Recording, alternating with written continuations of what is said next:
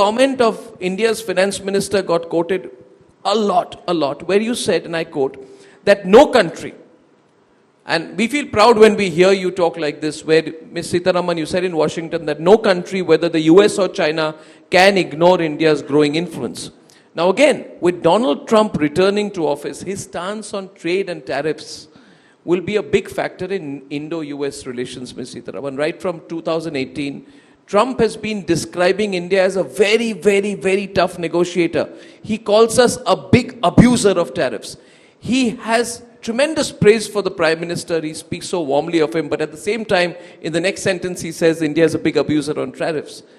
Now, in September 2024, he reiterated that India imposes heavy tariffs.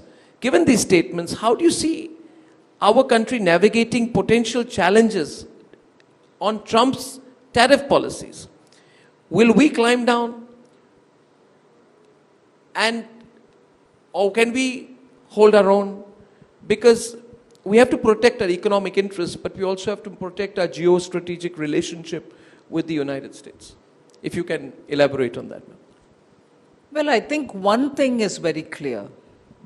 If, under the leadership of the Prime Minister, we were able to navigate during COVID and immediately after COVID, when the challenges were like never seen before, they were not challenges which you had experienced earlier. You found a solution earlier, so you could copy-paste that solution now. No, they were unique challenges.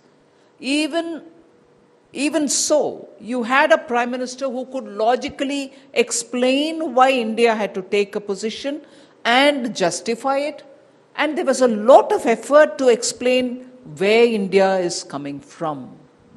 The simple example of the Russian oil. Yes. The simple example of COVID time measures. The simple example of vaccinations which came from abroad, which required 1,000 conditions to be met. Yes. And imagine the conflict, the dharma sankata of a Prime Minister. He wants to give vaccination to our people at the earliest. The process of getting our own vaccines ready is taking a bit more time. In the meanwhile, the temptation is that we can get the vaccines from outside, but it came with so many conditions. Were you ready to compromise on those conditions and get them? It's a different story that those vaccinations and their human fitness, yes, as they say, are being questioned now. I'm not talking with the benefit of that doubt which is there. I'm not talking from that, advantage of a future looking back at the past. But at that time, the dharma sankata that he faced, but made sure that we brought in something which was adept for Indian use, with India's own. These are not decisions which would have gone down well with many people outside. But he had the, if anything, that the strength of the inner self of the person, that quality of that leader, who could go sit, look into eye of the opponent and say, no, please, we are doing this because of this reason. And it stood by us like a rock. The decisions have served us. And that is what is going to be carried forward as well. So even with the US case that you're putting before me, and about the tariffs, and that we've been accused of being abuser of the tariffs that we use, it is possible to explain every tariff that we have levied. It's not to control imports. But yet, do I have a responsibility towards the companies, for instance, in India, the capacities that is existing in India to produce some goods?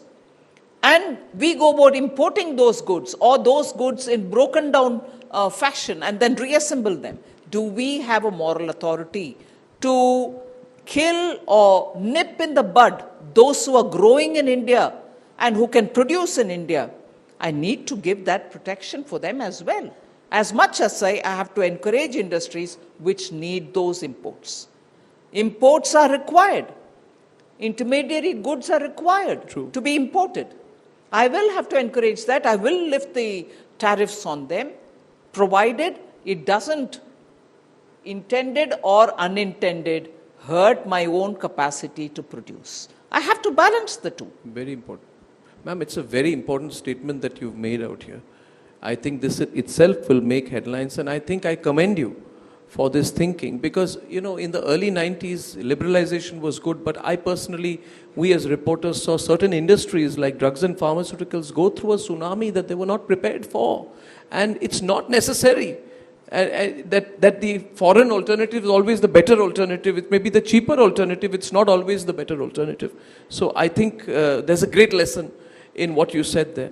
You were talking about insights. Our entire audience here would like a little bit of how the functioning in the government works. And I'm sure you can share a little bit, maybe 1%, 10% of, and I can take the liberty with you, which others may not be able to. How is the thinking with the Prime Minister, with you, when you sit for cabinet meetings? They just give us the inner, view of how the decision making is happening. I'm sure Prime Minister has a clear target. And you said the inner thinking, the strategy he has. How do the decisions get taken, and what is the, if you can, what is the, that eye of the fish out there? You know, as Arjuna hit the eye of the fish. What is the eye of the fish for the government, for the Modi government in term 3? Would we want a slightly broader, non-technical question I'm asking, with I can, if you don't mind, share that. How is it happening? Well, first of all, no decision is taken in one sitting. Achha. No decision is taken with just one meeting. No decision is taken only with a few people who give their inputs. The vast expanse of people who have anything to do with it are brought into the discussion forum. Okay. May not be in one sitting, but in several sittings. One group is heard, another group is heard, third group is heard. All their inputs are again thrashed around. So the hearing stage of it, every opinion is heard. And I don't need to say to you for the first time, I'm sure I'm not saying it for the first time, many people must have told you, the Prime Minister's one quality which is amazing is he hears you without any disturbance. Yeah, he's a great there's listener. No phone call, there's no, all right, I've heard this 1,000 times, stop it. None of that. He hears you out. He hears you out. And there are times when you go back thinking, oh my God, I shouldn't have said this. Because he has not responded to you, but you know he already knows it, or he thinks that, oh, what a foolish argument. But no, he never says any of that. He hears you out in full. So no decision is taken in one round. No decision is taken with just a few people.